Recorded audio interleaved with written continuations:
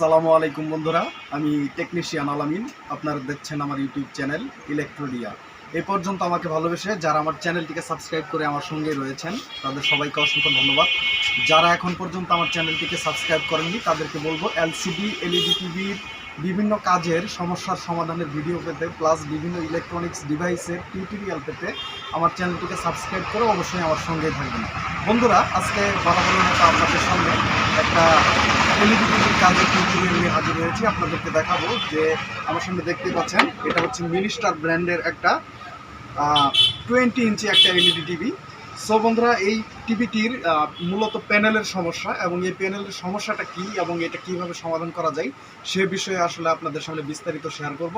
So বন্ধুরা, first আমি আপনাদেরকে দেখাবো যে এটার সমস্যাটা কি সেটাকে ভেরিফাই করার জন্য। সো বন্ধুরা, আমি এসি প্লাগ ইন করলাম। এসি প্লাগ ইন করার পরে এখানে দেখেন রেড ইন্ডিকেটর লাইট গ্লো করতেছে।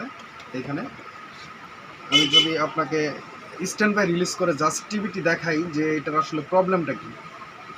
আমি মূলত আমাদের টিভিটির ব্যাকপার্টটা আগে থেকে ওপেন করে রেখেছি যাতে করে ভিডিও লম্বা না হয়। আসলে অনেক সময় ভিডিও লম্বা হলে অনেকে দেখতে আসলে বিরক্তি বোধ করেন। তারই প্রেক্ষাপটে আসলে আমি টিভিটি আগে থেকে ওপেন করে রেখেছিলাম। বন্ধুরা দেখতে পাচ্ছেন আমাদের টিভিটি স্ট্যান্ড বাই রিলিজ হয়ে গেছে এবং টিভিটি কিন্তু অন হয়ে গেছে।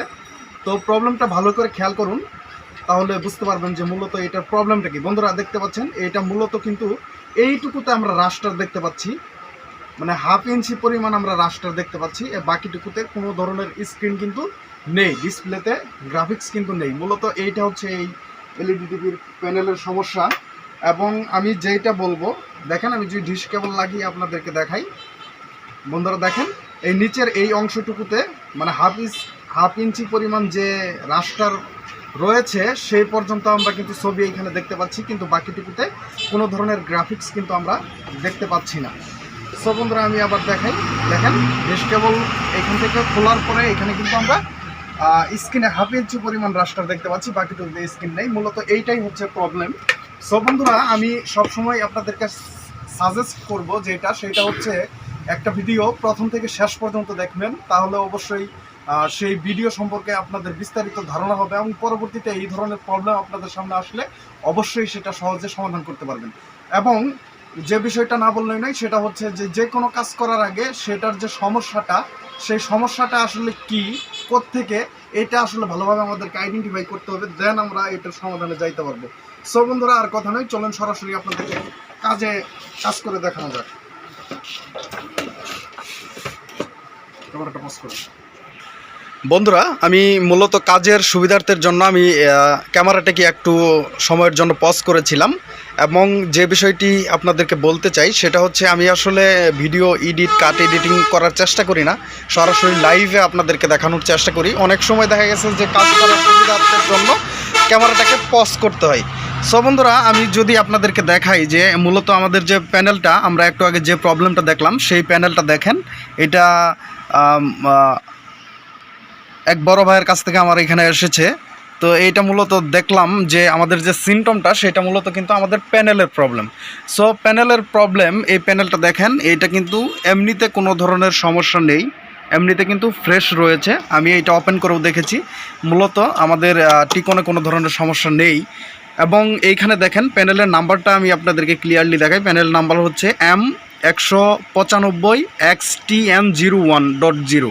এটা হচ্ছে মূলত আমাদের প্যানেলের নাম্বার। আপনারা চাইলে স্ক্রিনশট দিয়ে রাখতে পারেন। আর এই প্যানেলে সাধারণত যে প্রবলেমটা একটু আগে আমরা দেখলাম সেই প্রবলেমটা আপনার ম্যাক্সিমাম ক্ষেত্রে এই প্রবলেমটা হয় এবং অনেক টেকনিশিয়ান এই ধরনের প্রবলেম হলে আমাদের প্যানেলটাকে কিন্তু সরাসরি বাদ দিয়ে দেন। সো বন্ধুরা, এটা কিভাবে রিপেয়ার করা পসিবল সে বিষয়ে আসলে বিস্তারিত আপনাদেরকে দেখাই।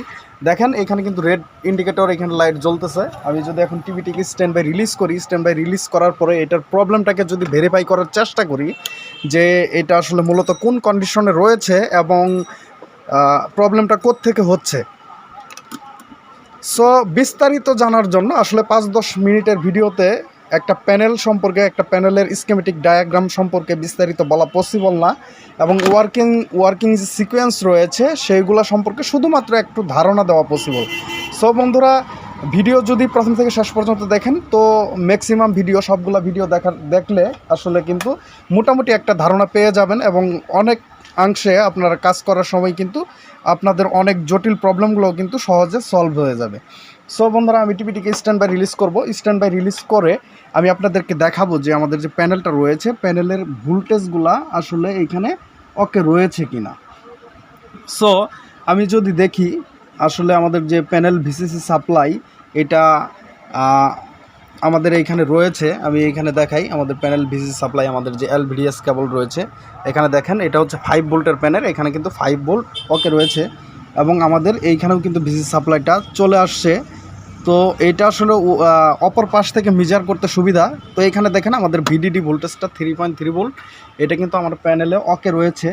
এবং সেই সাথে আসলে যেহেতু আমরা প্যানেলে গ্রাফিক্স একটু দেখতে পাচ্ছি, সেহেতু কিন্তু আমাদের প্যানেলে সবগুলো ভোল্টেজই ওকে থাকার কথা। তো ভোল্টেজ ভেরিফাই করার তেমন কোনো প্রয়োজন আছে বলে মনে করি না। তো সেক্ষেত্রে কিছু ভোল্টেজগুলোকে আমাদের মেজার করতে হবে, সেটা হচ্ছে প্রবলেম ভেরিফাই করার জন্য।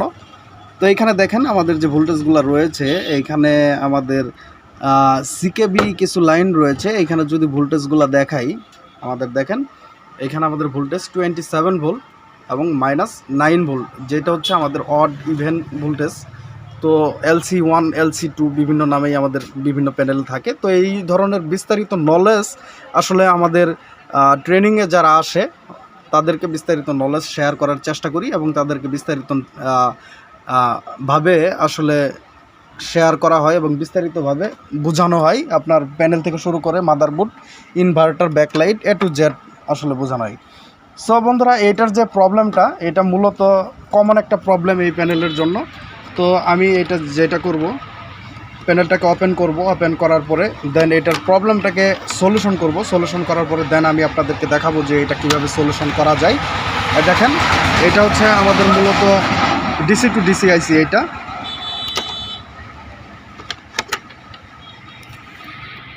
ক্লিয়ার করে দেখ, হ্যাঁ, এটা হচ্ছে মূলত আমাদের ডিসি টু ডিসি আইসিটা। এটা ডিসি টু ডিসি আইসি, এবং এই পাশে এটা দেখতে পাচ্ছেন আমাদের প্রসেসর আইসি, এবং এটা হচ্ছে আমাদের ইপ্রম আইসি। তো মোটামুটি এইভাবে এই পাশ দিয়ে আমাদের কিছু গেট লাইন এখানে ইনপুট হয়েছে। তো এটা মূলত হচ্ছে আমাদের টিকন। তো এখানে আমাদের যে ডিসি টু ডিসি আইসিটা রয়েছে, এটাতে আপনার লেভেল শিফটার আইসি ইনবিল্ট করা। তো এটা হচ্ছে আপনার জিআইপি প্যানেল। তো এটাতে সাইড কফ নেই, হ্যাঁ। তো এটাকে আমি মডিফিকেশন করব, দেন আমি আপনাদেরকে দেখাবো যে এই প্রবলেমটা কীভাবে সলিউশন করা যায়। বন্ধুরা, আমাদের যে প্যানেলটি রয়েছে, প্যানেলটিকে আমি অলরেডি কাজ করেছি, এবং কাজ করার পরে আমাদের কাজের রেজাল্টটা দেখেন। আমাদের ডিসপ্লে দেখেন, ফুল ডিসপ্লেতে কিন্তু আমাদের রাস্টার চলে এসেছে। এবং এইখানে যে প্রবলেমটা আমরা দেখতে পাচ্ছি, এটা হচ্ছে আমাদের এখানে দেখেন একটা লাইন দেখতে পাচ্ছি। মানে এই পর্যন্ত আমাদের ছবিটা ফার্স্ট টাইম ওকে ছিল, কিন্তু এই লাইনের নিচের অংশটুকু ছবি কিন্তু আমাদের ওকে ছিল না। তো এইখানে মূলত এই লাইনটা আমাদের রিপেয়ার হবে না, এটা রিপেয়ারেবল না। এটার মেন প্রবলেমটা যেটা হচ্ছে, আমাদের যে গ্লাসটা রয়েছে প্যানেল, এই প্যানেলের ভিতরে আমাদের আইটিও লাইন ড্যামেজ হওয়ার কারণে কিন্তু আমাদের মূলত এই প্রবলেমটা এইখানে আমরা দেখতে পাচ্ছি। সো বন্ধুরা, এইটা ছিল আমাদের মোটামুটি কাজের সলিউশন, যতটুকু আসলে ম্যানুয়ালি করা পসিবল। তো A to Z আসলে প্রশিক্ষণে শেখানো হয়। এবং ভিডিও যদি ভালো লেগে থাকে অবশ্যই ভিডিও লাইক দিবেন এবং আপনাদের বন্ধুদের সঙ্গে শেয়ার করতে ভুলবেন না।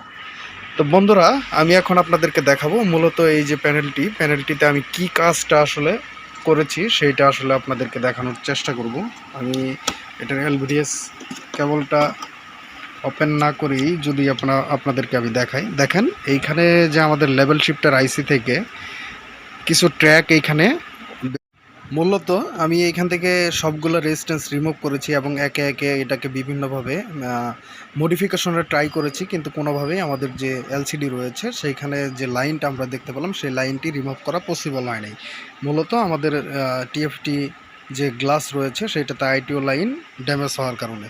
তো এইখানে আমি যেটা করেছি সেটা হচ্ছে এইখানে দেখতে পাচ্ছেন মূলত আমি আমাদের যে দুইটা রেজিস্ট্যান্স এইখান থেকে আমি রিমুভ করেছি, এটার মধ্যে LC1 LC2 যে লাইনটা রয়েছে এই লাইন দুইটাকে আমি এখান থেকে রিমুভ করেছি। তো এই রিমুভ করার পরে আমাদের মূলত কিন্তু টিভিটি ওকে হয়ে গেছে। সো বন্ধুরা, এই ধরনের ভিডিও পাওয়ার জন্য অবশ্যই ভিডিওতে লাইক দিবেন, প্লাস যারা এখন পর্যন্ত চ্যানেলটিকে সাবস্ক্রাইব করেননি তাদেরকে বলবো চ্যানেলটিকে সাবস্ক্রাইব করে আমার পাশেই থাকবেন। দেখা হবে অন্য কোনো ভিডিও নিয়ে। ভালো থাকবেন, সুস্থ থাকবেন, আল্লাহ হাফেজ।